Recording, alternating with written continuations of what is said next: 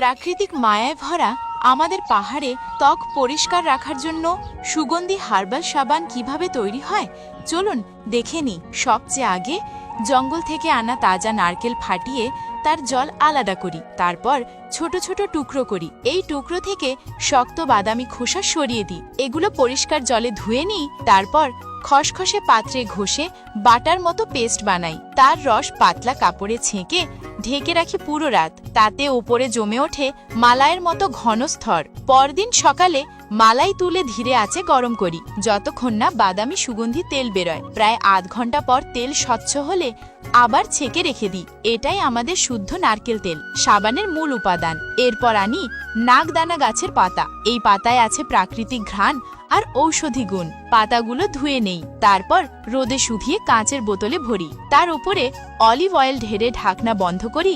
1 সপ্তাহ রেখে দিই যাতে পাতার গুণ তেলে মিশে যায়। 1 সপ্তাহ পরে একটি বাটিতে নিই সামান্য ক্যামেলিয়া তেল, সামান্য মুগওয়ার তেল আর নারকেল তেল।